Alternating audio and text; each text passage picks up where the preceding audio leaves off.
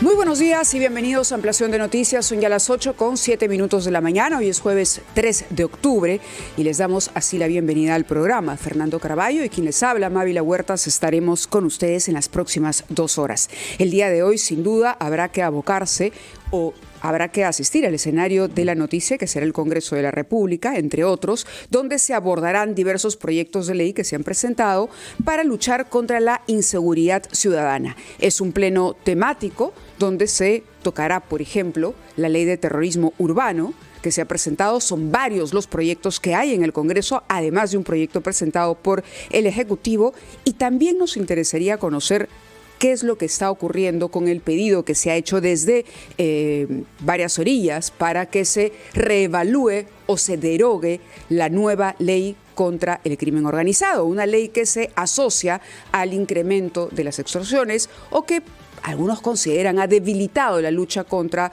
la delincuencia, sobre todo a gran escala. Fernando, muy buenos días. Buenos días, Mávila. Buenos días a quienes nos escuchan por la radio, nos ven por la televisión o nos siguen por las redes sociales. Tú has mencionado un tema crucial que va a ser debatido hoy porque tiene que ver con lo que más preocupa a los peruanos, que es la inseguridad y la delincuencia y la criminalidad. Yo quisiera referirme también a otros 2 puntos. El primero tiene que ver con la demora que está produciéndose para designar una nueva directiva de Petroperú. Hemos discutido mucho, la semana pasada se nos prometió que era una cuestión de días. Yo no sé qué es lo que puede pasar. Han habido estas decisiones precipitadas en buena cuenta de presionar a que se retire una directiva que había sido nombrada pocos meses antes.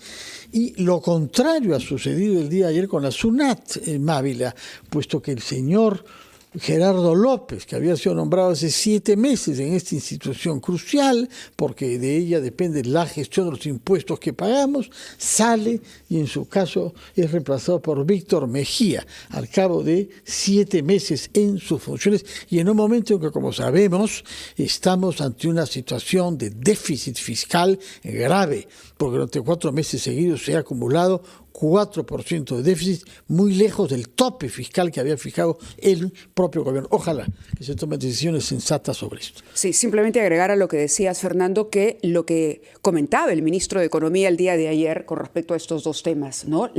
Que no había coincidencia, que desafortunadamente no habían estado juntos él y el ministro de Energía y Minas para decidir el directorio. Una respuesta, a verdad, un poco gaseosa al respecto. Lo mismo se produjo con el tema de la SUNAT, que habló de las nuevas calificaciones que se estaba requiriendo para el cargo, pero era algo que se pudo haber tomado en cuenta hace 7 meses cuando se nombró al otro jefe de la Superintendencia Nacional Tributaria.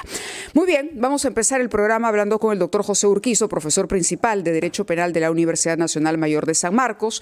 Muy buenos días, doctor Urquizo, bienvenido al programa. Buenos días.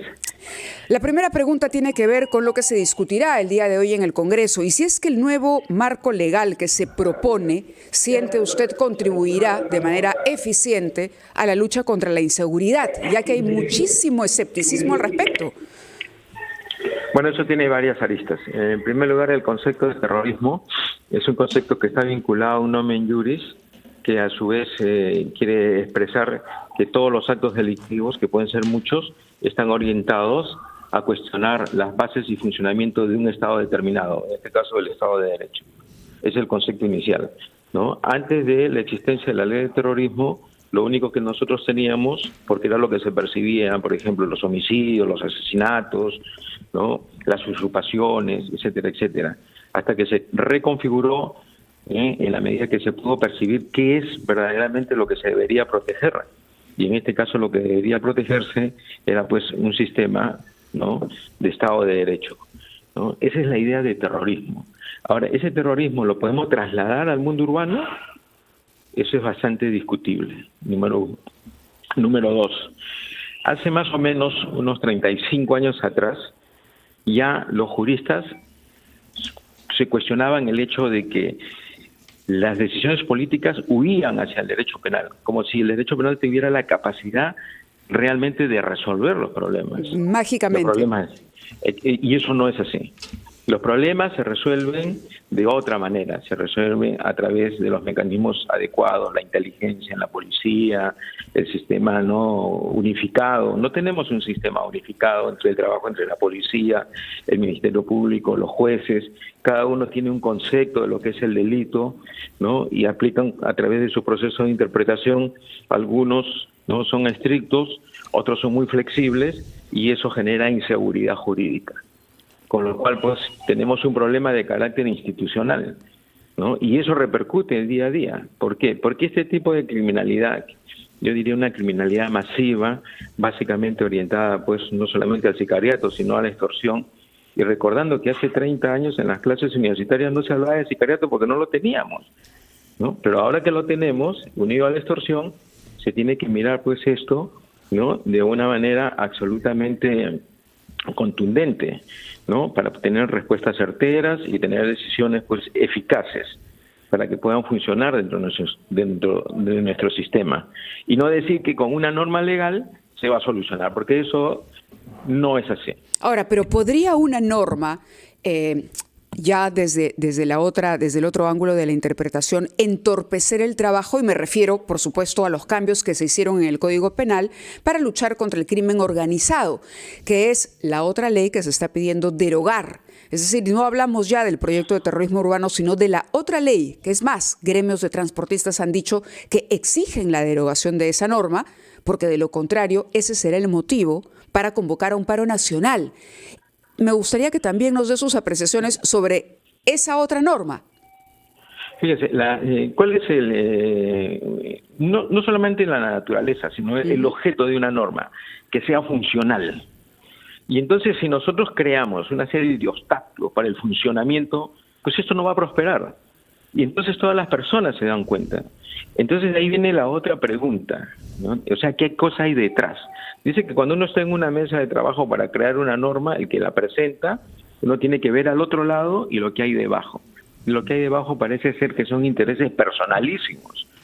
Y entonces han creado una serie de mecanismos, porque ellos tienen la potestad de crear leyes conforme a la Constitución, de mecanismos que se vuelven unos obstáculos y destruyen las posibilidades reales de, en este caso, poder intervenir todos estos hechos criminales que son altamente delicados, que han sensibilizado y están creando temor en nuestra sociedad. ¿Y usted diría que esta ley entorpece, en efecto, el trabajo de la justicia, de la policía, la fiscalía, de manera real, o la sensación y el rechazo que produce la norma tiene que ver con esto que usted anotaba, que es una ley que beneficia y que esconde algunos intereses detrás?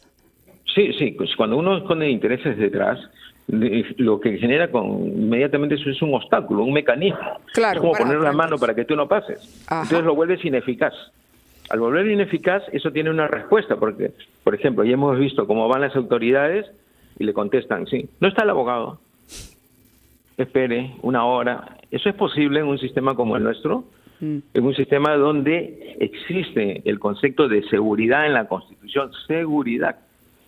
Entonces están negando ellos la seguridad, porque este tipo de intervenciones tienen que ser dinámicas para mantenerse en el rango de la seguridad. ¿Seguridad respecto de qué? De qué es lo que está ocurriendo con los crímenes y cómo los vamos a investigar. Y todas las posibilidades que debe tener, porque tenemos leyes muy buenas, procesales, para poder intervenir a los ciudadanos.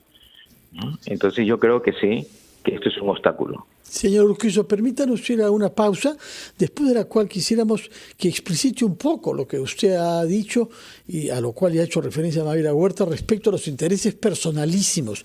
Quisiéramos saber si usted conoce quiénes son los primeros que han buscado acogerse a la nueva ley de crimen organizado para que los juicios y las condenas a ellos sean más benignas. Se habla sobre todo del propio caso de Vladimir Cerrón. Nos dirá una palabra sobre eso, por favor. Respecto a lo que ha dicho usted, intereses personalísimos en vez de una visión de lo que conviene como marco normativo para la lucha contra la delincuencia. Vamos a una pausa, Mávila, y retomamos nuestra conversación con el profesor de Derecho Penal de la Universidad de San Marcos, el doctor Urquizo.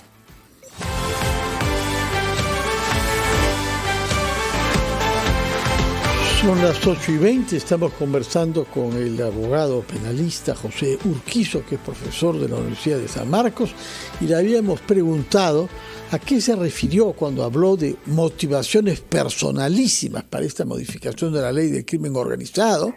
Y lo que significaría que no es una ley adaptada a la lucha contra la criminalidad que estamos enfrentando en este momento. Y le preguntamos específicamente sobre el caso de Vladimir Cerrón, uno de los primeros que se acogió a la aplicación de esta ley en su beneficio, lo cual fue rechazado por el juez, ¿no? Pero de todas maneras se intentó. ¿Cuál es su opinión sobre este tema, señor Urquizo? Bien, cuando se decide crear una ley o modificar una ley o derogar una ley, tienen que llegar a un consenso. Y se supone que ese consenso busca que la paz pública, el beneficio público, esa es más o menos una de sus finalidades. Pero cuando se instrumentaliza la ley para temas personales, ¿no?, utilizando el cargo que uno tiene, en este caso el cargo de congresista de la República, ¿no?, que promueve un tipo de ley que, como usted lo acaba de mencionar, y además es de público conocimiento, coincide, entre comillas, o es una casualidad con los intereses de una persona que está precisamente intervenida desde el punto de vista del sistema penal. Entonces uno tiene que pensar, ¿no?, con un rango de suspicacia natural, y dice, pero ¿qué es lo que está pasando aquí? Y luego eso trae otras consecuencias inmediatas, porque otros que están en una situación similar se van a beneficiar, y eso es lo que está ocurriendo.